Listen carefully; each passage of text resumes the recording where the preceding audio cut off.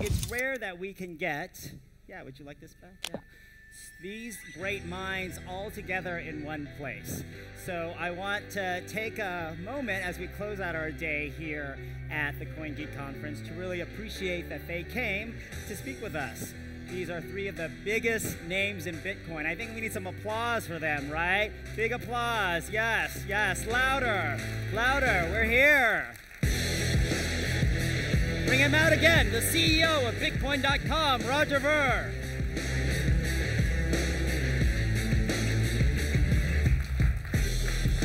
The chief scientist at nChain, my travel buddy, Dr. Craig Wright.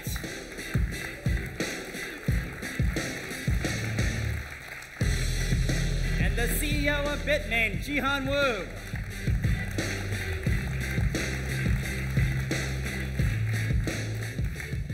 All right, guys, how you doing? We're closing out a long day here. Thanks for being here. We're here to close the day by talking about how we can all help empower this new world of e-commerce and accepting Bitcoin payments. So no presentations, we're just talking. So here's the question I think we should ask at the beginning. We've spent all of today talking about why we love Bitcoin and Bitcoin commerce. But why do you all think it's going to be better with Bitcoin commerce than today's world of e-commerce? So I can answer that first. So my background actually was in e-commerce. I ran an e-commerce website since, I don't know, 1999-ish or something, so a long time. And pretty much every single day we had people with stolen credit cards around the world trying to place orders on our website. And so I've seen firsthand what a pain it is to deal with fraudulent credit card transactions, what a pain it is to deal with the credit card companies that do the processing for you, and what a pain in general it is. And then when you suddenly have the ability to use Bitcoin for the first time, and you can receive a payment as a merchant from anybody anywhere in the world with no risk of fraud or chargebacks. Like, it's amazing, it's wonderful. And then on the other side of the coin too, I've had plenty of times as someone who travels a lot too, and unfortunately not everywhere is accepting cryptocurrencies yet. I still have to use a credit card sometimes. Right. And even actually just unfortunately earlier this week, there was something I couldn't buy with a cryptocurrency yet, so I was using the legacy credit card. And they were declining it because they thought it was a fraudulent transaction because I'm in several different countries per week. And so I've seen firsthand how big of a headache it is to deal with the traditional stuff, or having bank wire transfers blocked and all sorts of crazy things, whereas with Bitcoin, you just send it and done. Or if you're a merchant, you just receive it and done. So I'm sure online merchants and e-commerce websites are going to be absolutely loving Bitcoin Cash because it works better than all the options that were available previously. Instant and done. Boom. Craig, what do you think? We've gone from a situation where in 2010 you couldn't really do micropayments. There wasn't enough value in Bitcoin, and even if you wanted to, you'd have to actually basically sell big fractions of Bitcoin of whatever else to do anything. Now to a scenario with the value of Bitcoin being high enough, with Bitcoin Cash, the fees being low enough, that we can do it natively, as the Yours guys have actually attested already. But with what we're talking about now and access chains and other technology that we have, we can take it further. So using smart scripts that we can create, we can actually now allow you to have a hash chain inside and verified inside a script.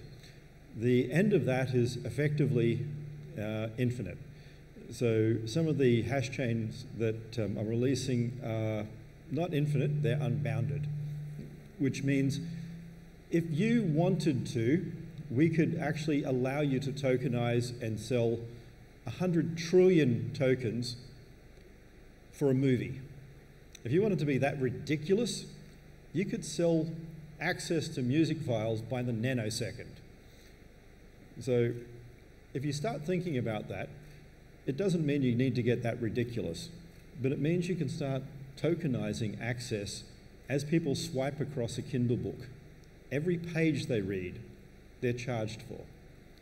As someone watches something, they can choose, and we can have it with a tree structure so that they can choose if they want to have an ad or paid using the same script, allowing them even to flick through the first part of it and pay for the first half of the movie and then go, bugger this, I don't really like it that much, but I'll keep watching, I'll do it with ads.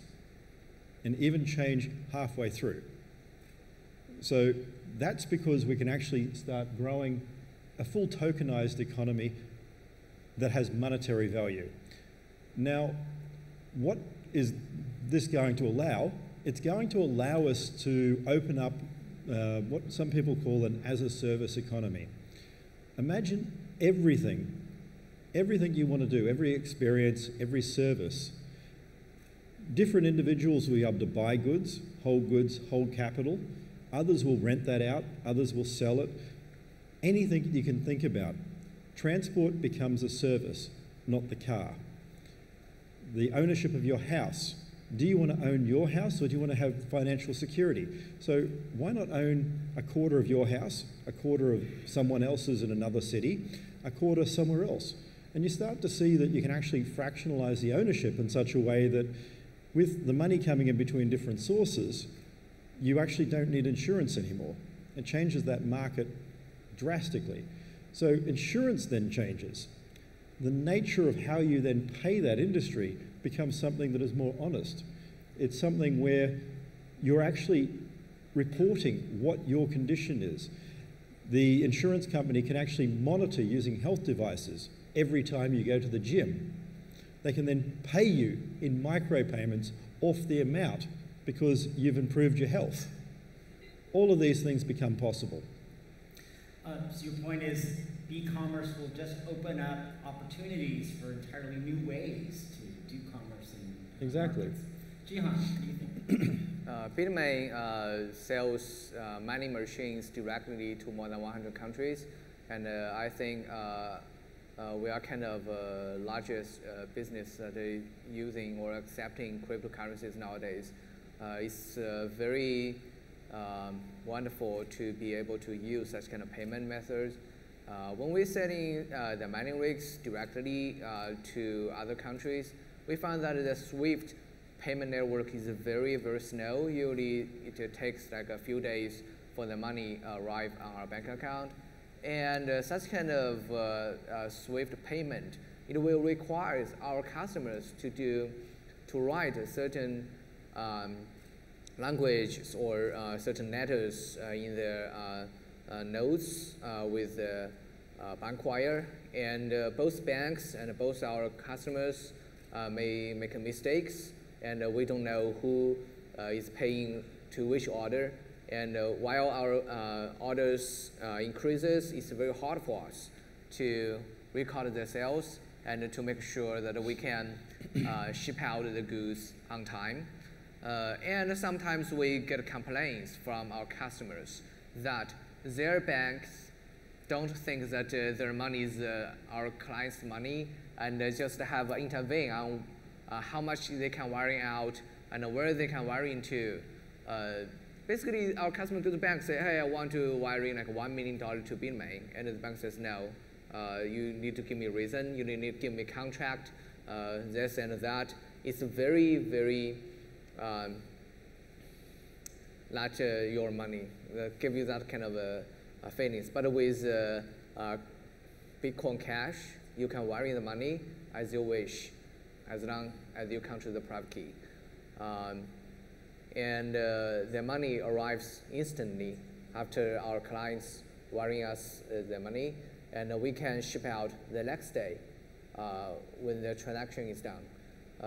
Such kind of experience have a very huge impact in our business. For example, when we sell the A3, which is mainly, majority of the mining machines will be used to mine Siacoin.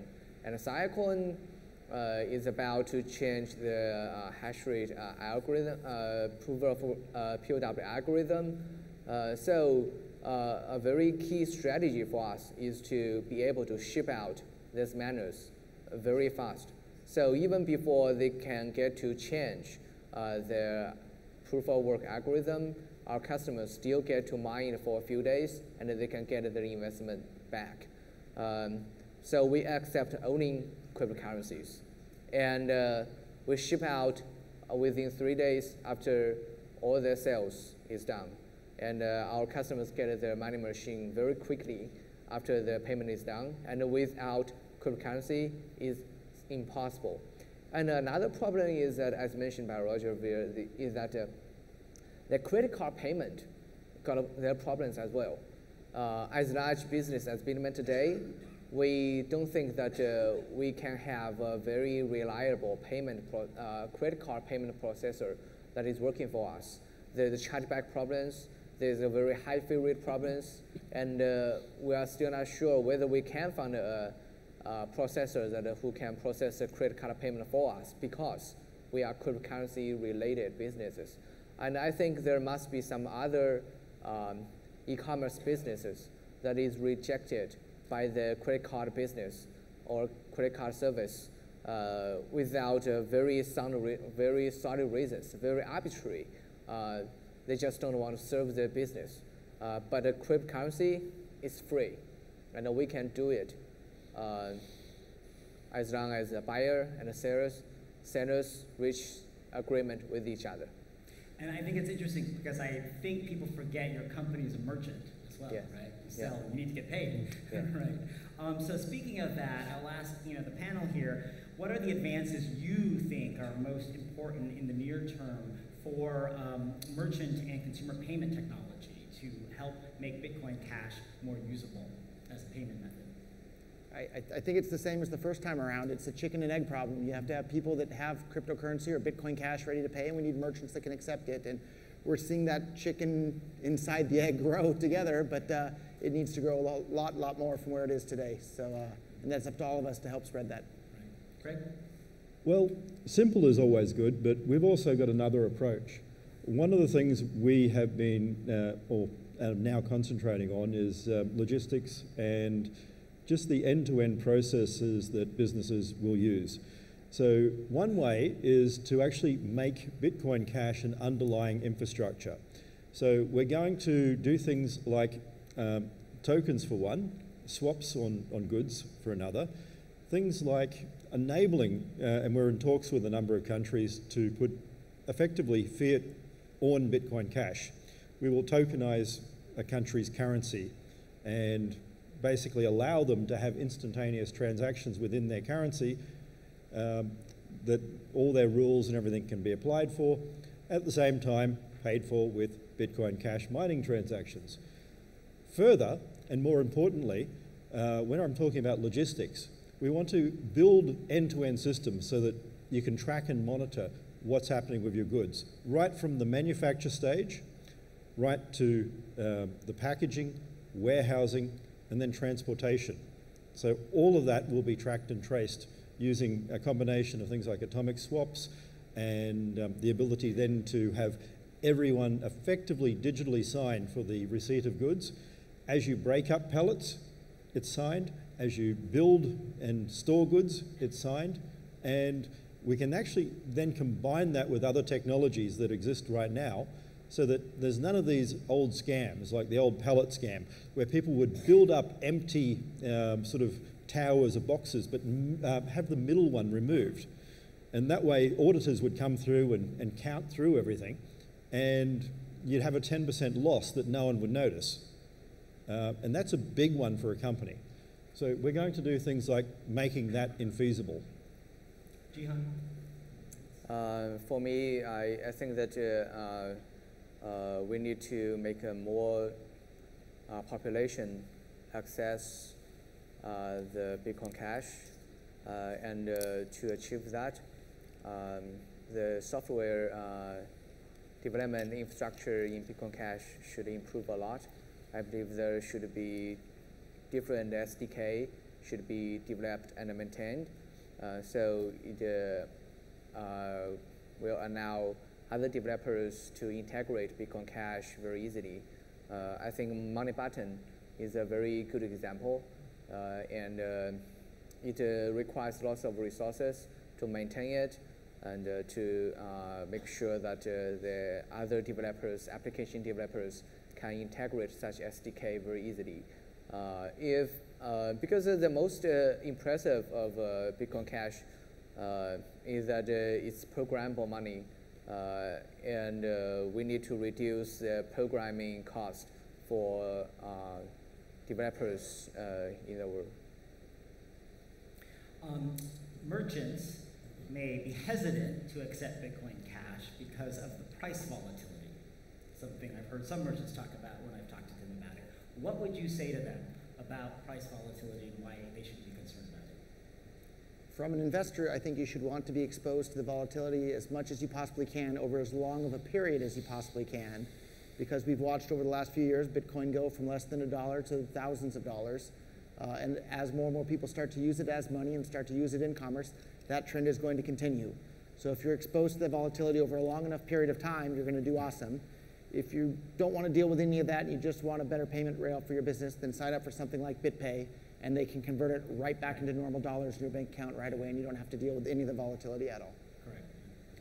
So the next part is the script primitives that we've finally had re-enabled actually allow us to have people create new forms of derivatives, new smart contracts, basically anything that exists in the financial world right now. Any of these options, butterfly swaps, any complex derivative that people use today to manage the volatility of different currencies, which is a big thing in business already, can be done now. So we're going to help try and create those to make it simplified. Now, if you couple that with the ability to do atomic swaps of pegged currencies, then there's no needing to move things to an exchange. You can actually do a direct exchange or a direct payment using Bitcoin Cash.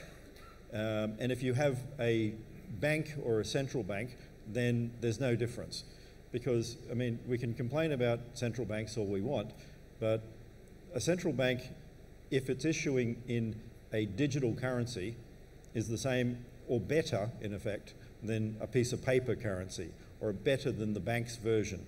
So if we then back that and actually have it on Bitcoin Cash, not only do we start capturing some of that market, but even better, we start integrating people into using Bitcoin Cash. As people start using, take euros, for instance, if we were to do that. Say they were using euros and they were paying mining fees to send that as their transaction fee, then quite simply, they start understanding the use of Bitcoin Cash. And as you start integrating and using euros more, you build up the velocity of money within Bitcoin Cash, making it more and more stable. So as you increase the stability of Bitcoin Cash, you actually educate people that it's there, it's useful, and it's fast. So that's some of what we hope to do. Gian, what would you tell merchants or other people about price volatility? I think there might be two ways to solve this. First, it could be service like a BitPay, that you bring the merchants into the Bitcoin Cash ecosystem. First, they accept Bitcoin Cash, but they don't have to exposure themselves to the volatility of Bitcoin Cash exchange rate, because BitPay will help them to exchange the Bitcoin Cash into fiat currencies instantly, and they don't have to exposure to the risk. And as they get used to cryptocurrency payment and they see how many customers are paying them, they may get confidence, and they may voluntarily start to reserve part or all their payments in Bitcoin Cash. Another solution might be that we can use Bitcoin Cash as kind of reserve, and then we use to kind of a stable token based on the reserves, just like a central bank. Bitcoin Cash is an asset, and the new stable token is a debt. And such kind of central bank can be run on a smart contract without anyone controlling it, and people can just look at whether the central bank have enough reserve or not. For example, we can use like a 100 million market worth of Bitcoin Cash, and to use like 20 million US dollar worth of stable token, because only in small cases people will use such kind of stable tokens to do some kind of transactions. Anyway, as long as in the very early stage, the merchants, you want to solve the problems for them, get them into the ecosystem, either by BitPay way or by kind of a stable token on Bitcoin Cash chain way. You just bring them in, and then later they will accept Bitcoin Cash. So now let's talk about miners and the role miners play in the growth of the Bitcoin Cash ecosystem. Let's start with Jian. Let's start with you. What do you think miners can do to help, help support the growth of this Bitcoin Cash ecosystem? And do you think we need any improvements in equipment or software? Yeah. I would like to tell a very short story about miners in the Bitcoin or Bitcoin Cash ecosystem from the very beginning. I think in the very beginning, Satoshi was solely mining the Bitcoin himself. So at that time, miners and the developers and even users are the same group of people. And then later, the three categories of people separated because there were first there were specialized GPU miners. Then there were specialized FPGA miners, and then ASIC miners starts to emerge. And those Bitcoin protocol developers was no longer able to keep up with competition on the hash rate. So miners become a very specialized group. For a very long time, miners, I believe, they have kind of very strong trustworthy or respect towards the developers group, which was later renamed themselves as Bitcoin Core. So at that time, even like miners try to avoid saying too much things about the protocol, and we have a kind of we had a blind trust over the developers. So at that time, miners was very passive. Only when the great scaling debate started, miners have some more become more careful about what's going on at the protocol level, and we started with discussion, negotiation with the developers group, and we, especially myself, become more aware of what's going on at the protocol layer and becoming knowing more about the protocol layers. So I think that in the last few years, miners as a whole group knows more about the protocol, knows more about the software layer, knows more about the ecosystem and the incentives in every rows of this ecosystem. I think this became fundamental aspects that the miners are now can take more active roles in the Bitcoin Cash ecosystem. And I think that the miners can do at least more things. Miner can do more things in two aspects at least. First, I admire the innovation in Dash very much. That miners are able to contribute fundings to the community development. I'm not saying that the Dash is necessarily the best design, but I think it's a very important innovation that the miner have a kind of a framework that systematically to support the developers, the promotions, and the infrastructure works in their ecosystem. I think that Bitcoin Cash miners may learn from Dash, and as a miner myself, I'm very much willing to contribute fundings from the miners' reward to support the ecosystem. That's the first thing. So you think Bitcoin Cash miners should contribute some portion of their earnings automatically to support the development community? Yes. The second is that miners, basically mining pool are a piece of software, and we can contribute to the open source software, different level of infrastructures as well. And we should think that it's also kind of a responsibility to do so. That's two categories of things that we think Bitcoin Cash miners can do. Okay, great. Good suggestions. Roger? I think just use it in commerce, right? So if you're mine Bitcoin Cash and then spend Bitcoin Cash to buy the supplies you need, contact your local electricity company and ask them to accept Bitcoin Cash as payment, right? Don't just convert it back to dollars. The worst thing that can possibly happen by contacting your local power company and asking them to accept Bitcoin Cash is that they say no, and then you still won't be paying them in Bitcoin Cash like you are today. So absolutely nothing bad can come from it. And the fact is that lots of these miners, maybe their electricity bills hundreds of thousands or even $1 million plus per month. You're a big customer for the electricity producer, right? Yeah, flex your economic power there.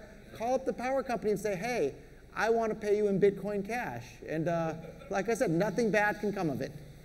Yeah. And make an introduction to BitPay for them as well. Craig, any suggestions for miners? At the end of the day, Bitcoin is primarily an economic incentive system. It's not a cryptographic system. It's an economic system that uses cryptographic tools. That's where people go wrong quite often. Now, the real heart, what makes Bitcoin work, why people don't believe it, it's about competition. In the short term, I agree somewhat with Jihan that we all need to give back. As a miner, I see it as the people who ran Rome. The people before the empire or whatever else, as a republic, politicians in Rome didn't get paid. They didn't take taxpayer money. The Colosseum was built with personal money from a family. Trajan's Column was built with personal money. In those days, people actually gave their money to show everyone else that they deserved the right to stand there and tell you what they thought. That's a world I would see. I don't want to see politicians who take my money and then tell me how they're going to spend it. I want a world where if I want to tell you what should be done, I put my money where my mouth is.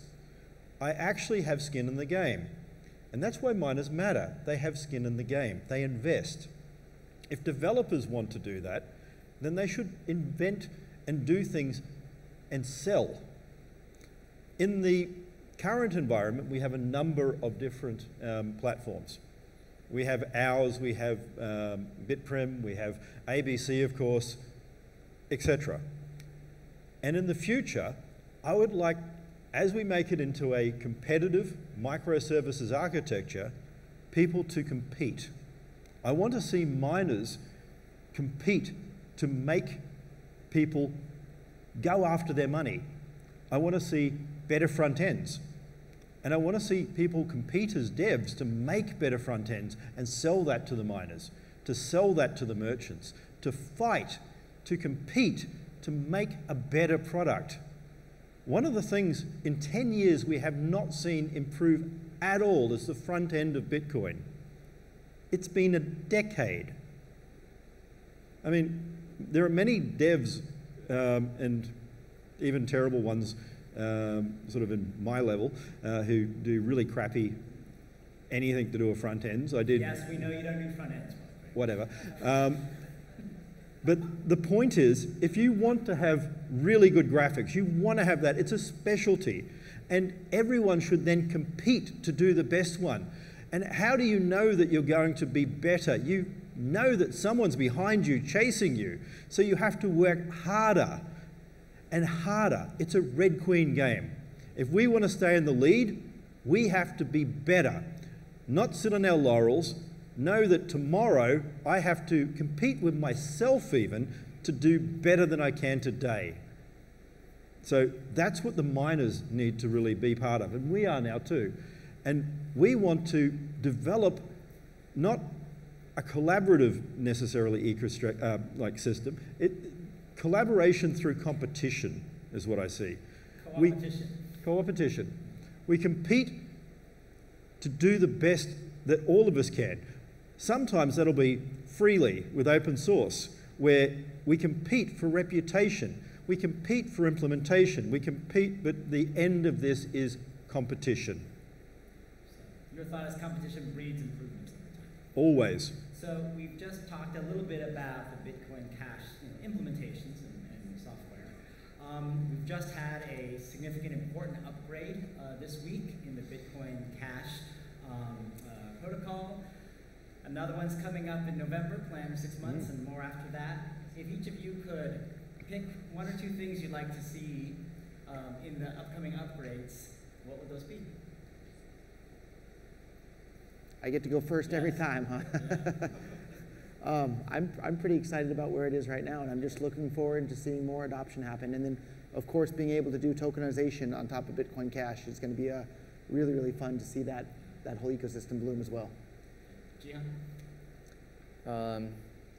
In this upgrade, the most exciting upgrade for me is in large operating spaces, because I think it's kind of a way that we can do permissionless innovation on the Bitcoin Cash blockchain. Because even if you do very wrong things inside operating, which wrong things is necessary when you're doing innovations, it will not break the whole Bitcoin Cash blockchain. So we will be able to let different kinds of innovations, different kind of even initially seems very weird ideas to be happening on the Bitcoin Cash blockchain. I think that's very important, and we may see some very interesting projects in these spaces, just like a Memo Cash, BlockPress. I believe that's just the beginning. Theoretically, we can have another virtual blockchain inside of the operating spaces. For lots of blockchains, if you look at the transaction volume, it's very small. But maybe in some rare cases, people just want to have their own blockchain, own protocol, own language designs, then that's fine. Maybe they just can start a virtual blockchain inside of the operating spaces. But it will become a part of the Bitcoin Cash ecosystem. And because it's on the same blockchain, so there might be some possibility that in these different virtual blockchains, there would have some better interaction with each other. I think that will be very interesting. And we will see how this enlarged operator works. Maybe in the future that we can further enlarge it if there's no security problems we found out after this upgrade. Craig, I know you have thoughts about this. What are they? What would you like to see? Well, first of all, I want to keep scaling. Scale is important. Not we're at 32, let's sit on our laurels. Let's get to removing the cap. That doesn't make us infinite straight away, because in the current block version, there's a 32-bit or 2 to the 32 sort of field, which means we'd have to do some serious upgrades before we get more than 4 gig anyway. Now, that's doable, and some of what Jihan said was doable. The other day, Steve, our head developer, actually released a script after the upgrade where he had a testable linked proof of work in script. So we have these situations where we can have in-script sort of checks and work proofs and everything like that already. They're actually live now and have been tested and done. It's succeeded. But more, as we release papers, as we release code, we've got a few things in our SDK, and we've got a number of papers and patents out there. I want to see people look at what we're doing and develop things we haven't yet. I'd love to see developers come back and look at our SDK, and I'd love to see them develop another version and come back to me and go, yours sucks, mine's better. Honestly, I would love someone to come back and go, look, my version is so much better, yours is hard, yours sucks, I can do better than you. That would make me so happy. You hear that? Yeah. Come back. Tell them this sucks, you can do better.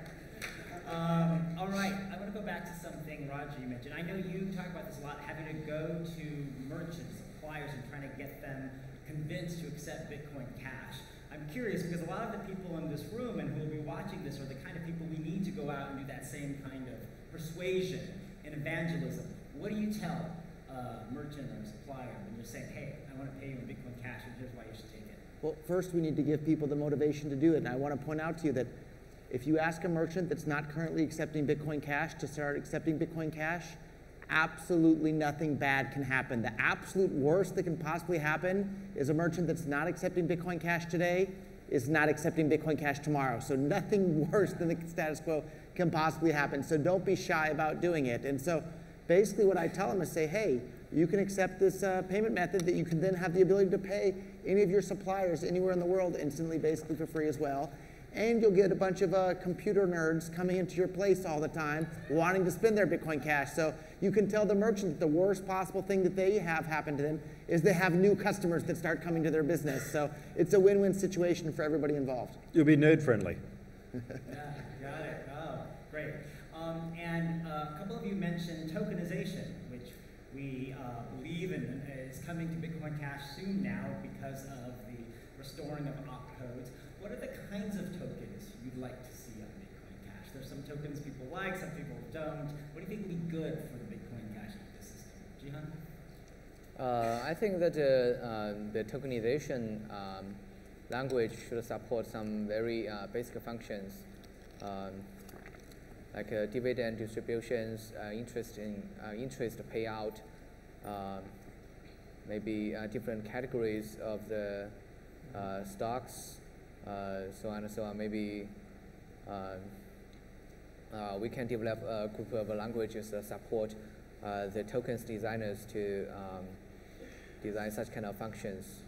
So you really like tokenizing financial instruments? Yes, yes.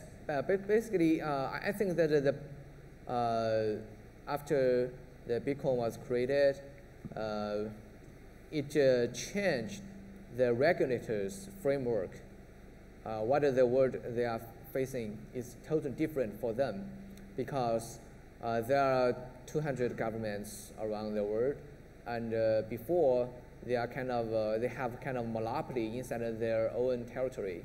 But right now it's different because the 200 governments are competing with each other on the internet. If certain kind of business they don't want to recognize, they don't want to regulate, there must be some governments in the world they want to govern, they want to regulate. If we say regulate not as a kind of pressure, but as kind of service, as kind of a public goods, that the both party of the trades want a third party like a kind of arbitrary, like kind of mechanism to make sure the trade is fair, we will see that there must be some competition among the regulators. So as long as there's competition among the regulators around the world, I believe there must be some very fair, very low cost, very friendly regulators that the whole internet can work on, and the competition will drive the regulators to provide the best regulating framework, rather than we have experienced in the security market today.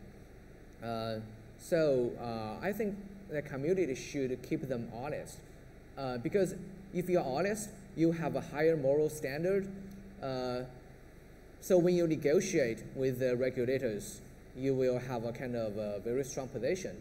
But if all the tokens or the security or the tokenization economy in our community is what we have experienced today, maybe maybe it's just a waste of capital. It's a waste of wealth. So you just cannot make the world better places, but just make the world more scam, and more money is a loss. So I think that it will not be better. But if there is more faithful, more honest projects that raise more amount of money and doing real innovations, as we have experienced in glbse.com time, but not this kind of ICOs, hype, I think that we will find some very good framework because we have already forced the regulators around the world to compete with each other. Great, thank you. Craig. Back in, I think it was July 2010, there was a Bitcoin talk post where a certain person talked about, imagine if someone stole goods that they went and they turned off. But if you got those goods back, they turned on magically again. Imagine these televisions down the front here. Imagine if someone didn't have authorization and they took those home and they find that they're bricks. They don't turn on, they don't work. Imagine if someone stole your phone or your camera and it's never able to be used again, unless it comes back to you. That's what tokens can do. Back in 2010, we weren't there yet. We didn't have the technology. What I'll say is we do now. We can actually now create those tokens. We can create those goods so that we can track those goods. We can know if someone has done anything, if they're paid for. We can rent them. Imagine an Airbnb service where a smart door opens for you and then at the end of your time stops opening for you unless you pay more. Imagine that telephone that you have in your hand, that smartphone, that if you lose, that if someone steals, can either be self-wiped, which doesn't even need to wipe because it can be encrypted, or if you get it back, is just there working. Imagine goods everywhere that way. So financial instruments, definitely. No ICOs, real shares, real bonds, real derivatives, ones that actually apply to what we've had for 400 years worth of financial law, financial regulation, financial growth and understanding that apply to it. Real ones. And take that and implement those. And then think about every good that you can have, every electronic piece of equipment, everything that you could buy and sell. And imagine what that would do to the world. Imagine a world where you can't steal a television because if you do, it's spare parts at best, and half of those spare parts won't even work. Why would someone break into your house and steal electronic equipment that they know if they ever plug in again will track their location? That's what Bitcoin will allow. It changes because it incentivizes. Roger, what about you? What kind of tokens do you think would be good for the e-commerce ecosystem? So when Jihan gave his presentation earlier today, it really brought back a lot of fond memories for me of the Global Bitcoin Stock Exchange. I remember that website very clearly and remember being so excited about this because it was one of the very first times we saw an unregulated by governments, yet regulated by the market, stock exchange forming. And I remember looking at the website pretty much daily and being excited as the volume was growing and there was more and more trading happening and more companies were being listed, and it was so exciting. So I think from my point of view, I want to see more, and I don't think unregulated is the right word, but I want to see more unregulated securities. When I say unregulated, I mean not regulated by a bunch of men with guns working in some capital somewhere that have no idea what us computer nerds are doing on the internet and have probably never used cryptocurrencies in their lives ever. I want to see these securities regulated by the market because at the end of the day, markets regulate things better than a bunch of politicians that don't even understand what it is they're regulating. And one of the things that Jihan touched on that again is so incredibly important is we're starting to see a market when it comes to regulatory jurisdictions where people can go and look at the 200 and something countries around the world and pick which one of those jurisdictions is the most suitable for whatever business they're trying to engage in. And now we're starting to see the, quote unquote regulators realizing that they have to compete with other regulators in this market for regulation.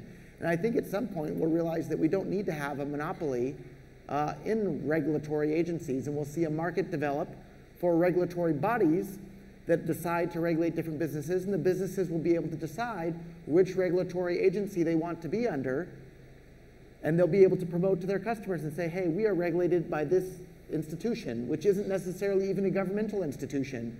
And then the customers of that institution will be able to decide, oh, this regulatory body has a fantastic track record of not allowing a bunch of scammy businesses to be under their policy, and this other one, they let anybody in there for 20 bucks.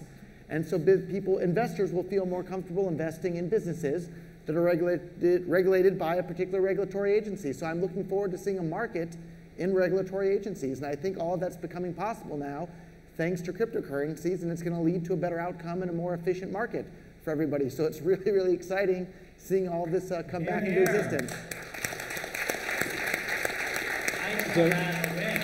Yep, definitely. I'm just going to interrupt for a second, Jimmy. When I worked in the Australian Stock Exchange, which is now a listed company, they started as a mutual. Now, people don't realize this, but many of these things, like Chicago Board of Exchange, etc., CME, CMOT, whatever, they started as a group of individuals that got together and formed a body. It wasn't government. Government came in and put the law after. So the Australian Stock Exchange wrote a whole lot of laws, and they became the law. They weren't laws in the traditional sense. They were, if you want to list on the Australian Stock Exchange, you need to be audited, you need to do this, you need to do that, etc. Otherwise, regulatory guidelines. Exactly. And that's what we can see again. We can see individuals creating things that compete.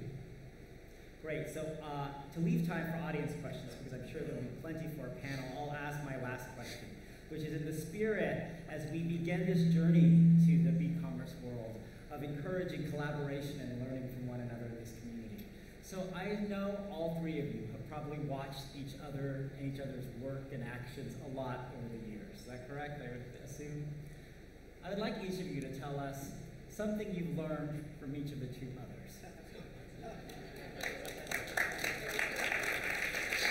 So, Roger, do you want to start? I'll go first, and I don't recall exactly the first time I met Jihan. I think maybe it was in Beijing at a dinner that was arranged. But he was just this, little tiny, unassuming Chinese guy. And it was really interesting when I found out that, and a lot of people may still not know this, but Jihan was the first person in the entire world to translate the Bitcoin white paper into Chinese.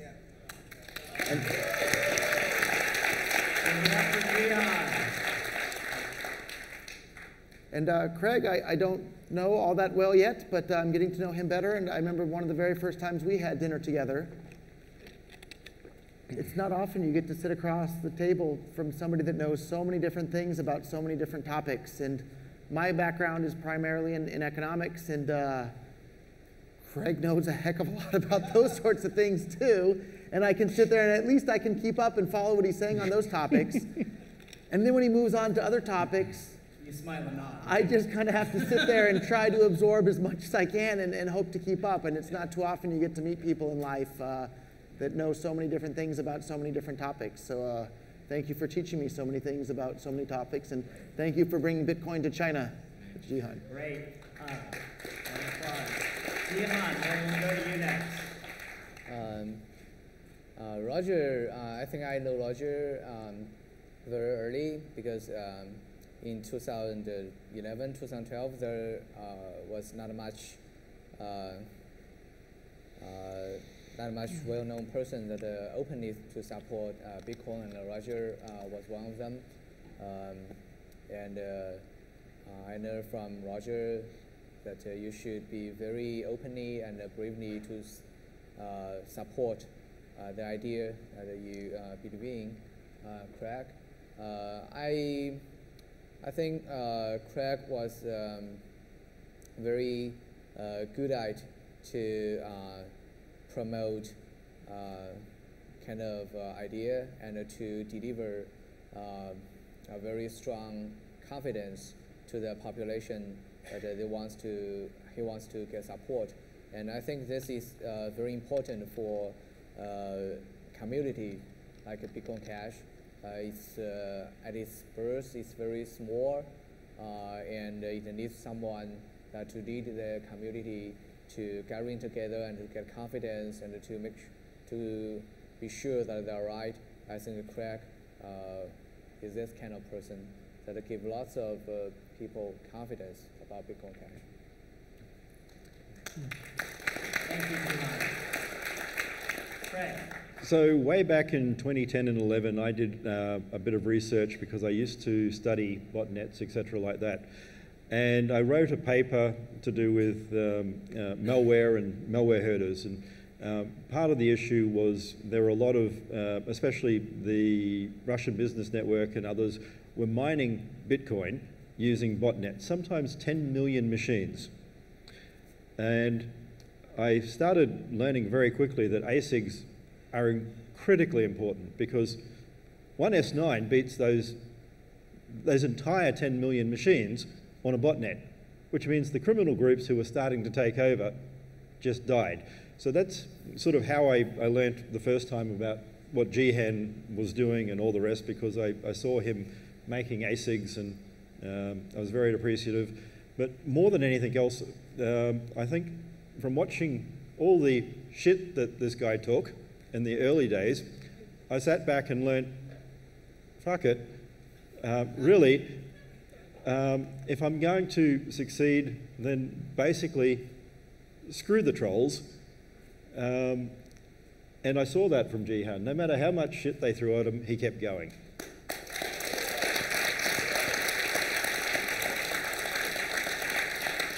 And this man. From this guy, I sort of initially approached Roger back in 2012. I had an idea, and I probably have learnt to get other people to do my communications for me, because I wrote Roger a few emails and basically said, Mt. Gox is shit.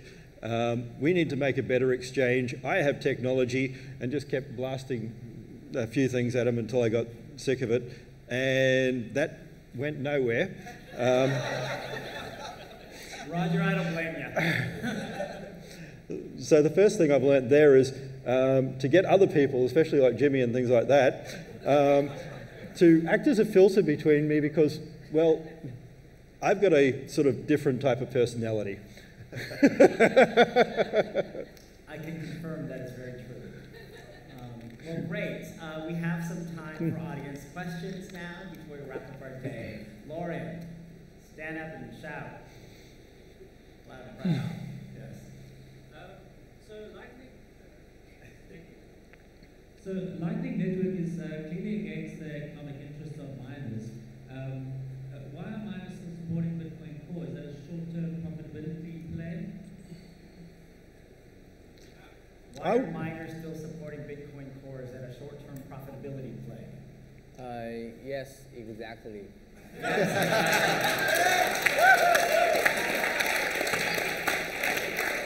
heard it here at the CoinGeek conference. Anyone elaborate? Yeah, just remember, it is a small network, and so we can't really call it Lightning because it's only a 1 meg sort of cap there, so very little number of transactions. So we should really call it the... Lightning network? No, I was going to say the static zap network, because that's sort of more realistic. That's little Lightning. Any other comments on that? Or should we just let that sit? Another question for our Steve panel at the back over there. I think it's Jerry Chan. JD Chan. Hi, thanks for the panel. I think one question I'd love to ask is because I heard it mentioned today, and it's the topic of unit of account, right? And you know, I've spent a lot of time thinking about this, and this is why I want to pose this question to you guys. In my opinion, I think unit of accountability happens when one business or one ecosystem goes completely on the cryptocurrency, completely. As a business, you accept it, you pay it to your employees, and your employees will accept it for salaries because you can buy you pay your suppliers in this cryptocurrency.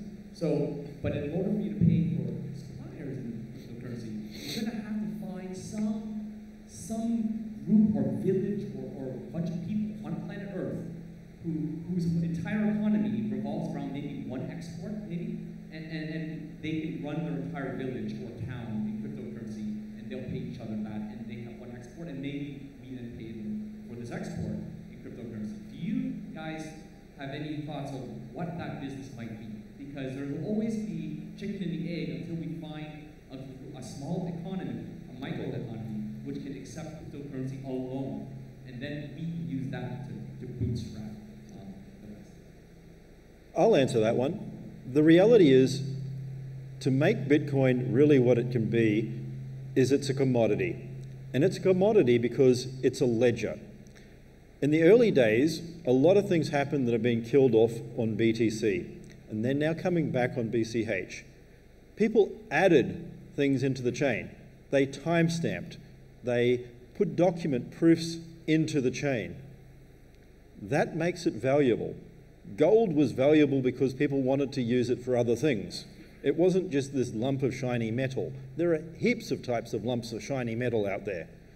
But gold is rare, and it's malleable, and it's great for jewelry and a few other things because it doesn't tarnish. Now, Bitcoin doesn't tarnish. The chain stays the same. Bitcoin is immalleable in a way that once you form it, it's there forever. So we have something that is a commodity. So imagine now, over time, we start getting people using it for financial instruments, to tokenize goods, to start actually doing logistics and financial tracking on it. That's something that everyone has. And as they're doing that, if we have them paying with Bitcoin Cash, that actually improves what they're doing. I mean, there are a lot of efficiencies that we can make in areas like logistics and transport, remarkable amounts. There are other things like where I talked about devices that you can't steal. And how many people out there would feel safer if your phone can never be stolen? If you had a reward on your phone so that the person can never use it, can't access your data, but you will pay them, say, at the moment, it's a new Samsung S9 Plus, you've only just got it, and you have a tenth of a Bitcoin Cash reward if you lose it because you have this habit of leaving it in bars after you've been drinking. I'm not saying I do that, but imagine that. What happened? Would your sort of contact details come up? Would anyone like that? So they're the sorts of things we can start looking at. We can start making it the core of something incredibly useful. And once we do that, if you're using Bitcoin Cash every day, if you're holding money to pay miners, if you're transacting and you're used to using Bitcoin Cash, why aren't you just going to use it everywhere? Right. Another question. Yes, right here in the front. You. Yes, asking for Jihan Group. Ask a question for Jihan. Yes. Besides using ASIC specialized for mining, what do you think about using FPGA? It depends on what kind of proof of work algorithm are you using. Generally, ASIC can win over FPGA in most of the algorithms. So FPGA usually is kind of a transition period in a certain proof of work algorithm. Right. And then we have time for another question or two quickly. Yes, over there. Okay, I'm asking a question for Jihan, and I'm representing the ETH 100 Club. Okay. So my question is, I know we all know that Dr. Craig put many patents in the ETH chain, and maybe the Roger will found many corporations that is built on patent. But what if there is some disagreement between those two guys? And okay, the miners decide. So what will you do if this disagreement happens?